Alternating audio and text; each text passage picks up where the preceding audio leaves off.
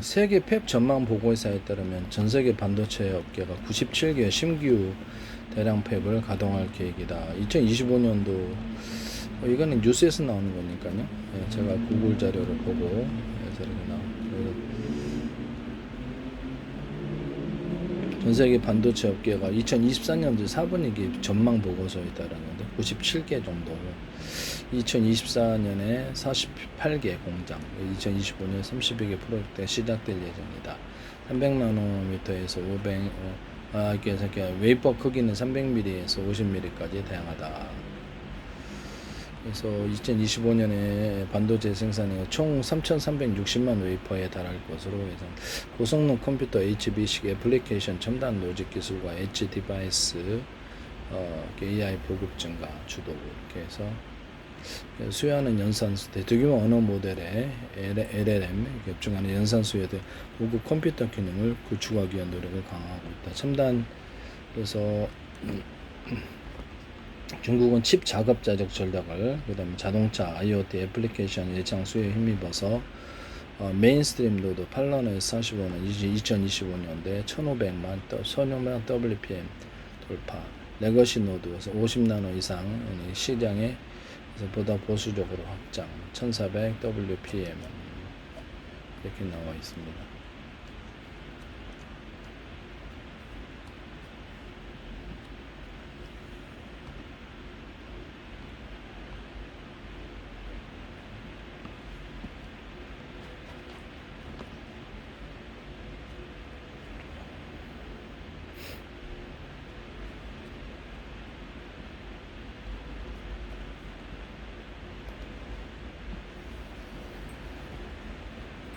전 세계 반도체 부족으로 인해서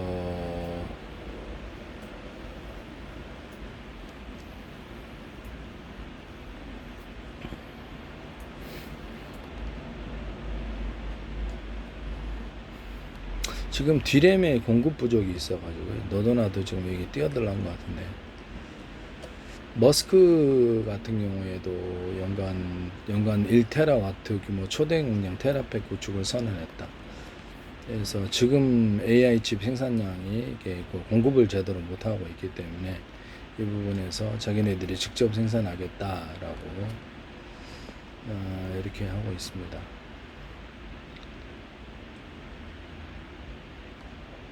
테슬라가 칩을 설계 제조하고 스페이스X가 우주 운송, 태양광 전력 확보, 그다음에 AI 스타트업인 xAI가 AI 기술력 클러스터를 통제한다. 테라픽 건설 이유는 AI 칩 부족 때문이다.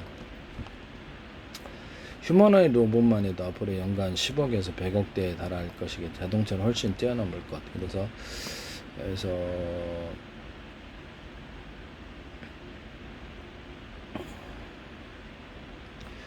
칩이 대량으로 필요할 것이다 라고. 그래서 TW 시대를 넘어서 1000배 더 큰 규모의 페타와트 시대 청사진 이렇게 등등등, 아직은 이렇게 반도체계에서는 현실성이 떨어지는 프로젝트다 이렇게 나오고 있는데요. 그래서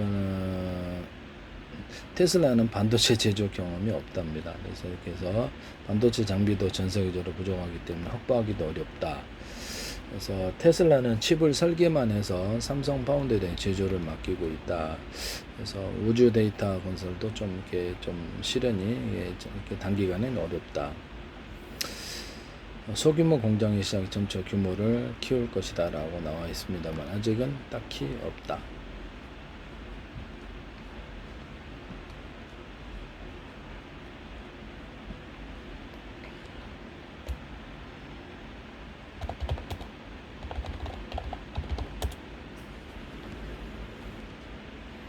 전세계 반도체 팹 공장이 가동 및 착공이 AI 고성능 컴퓨터 씌워준 전세계에서 AI 데이터 센터가 만들어질 것으로 생각합니다. 그래서 디램이 장기적으로도 계속 부족할 수 있어요. 여러 군데서 참여는 하겠지만 2028년까지도 문제는 없을 것으로 생각합니다. 2027년도부터 본격적인 경쟁, 2028년부터 본격적인 경쟁이 있을 것으로 생각하고 있고요. 다만 이전의 칩보다도 더 뛰어난 그렇게 성능의 칩이 발표가 된다면 또 틀려진 문제겠죠. 사람들은 첨단 칩을 받아들일 거기 때문에.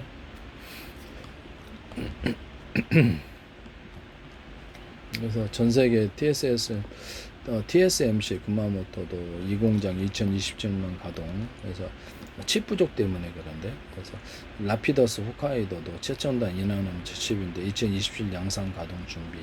범용 반도체는 할 수 있지 않을까요? 그래서 마이크론 히로시마, 이게 돈이 되는 것은 첨단 칩이기 때문에 그렇습니다. 그래서 돈이 되는 첨단 칩이기 때문에 범용에서는 약간 가격 싸움이다 이렇게 해서 좀 투자 대비해서 좀 어려우니까. 마이크론 히로시마도 있고요. 대규모 정사를 하고 있다. 그래서 차량용과 산업용 반도체 중심의 유럽 합작법 2027년 가동. 그래서 2027년도부터 본격적으로 경쟁이 심화될 것이다. 그러나 그것이 갑작스럽게 문제가 있을 것 같지는 않습니다. 솔직히 얘기를 하면. 네네네. 일단 너도 나도 뛰어들 수 있다. 수많은 다양한 칩들이 나올 것이다라는 것이죠. 네네네.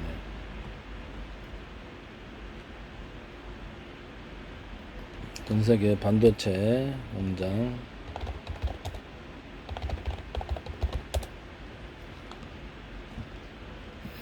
왜냐하면 수요가 더 많이 늘어나니까. 로봇뿐만 아니라 사물 인터넷에서 수요가 지금보다 폭발적으로 증가할 것으로 생각합니다. 기존의 업체가 차지하고 있는 상황은 이렇게 뛰어들기가 쉽지가 않아요. 첨단 칩에서. 왜냐하면 그 품질 부분이라든지 여러 가지 부분들이 이런 부분이 있어서 쉽지는 않을 것이다. 범용 반도체에서는 경쟁이 심화될 것으로 생각합니다. 중국의 전략도 좀 범용 반도체인데요. 그래서 최첨단 HBM 공장 원산매 2027년 상반기 가동. 그래서 공급이 전 세계에서 되고 있으나 앞으로 더 많이 필요할 거다. 디램이라든지 반도체 칩이.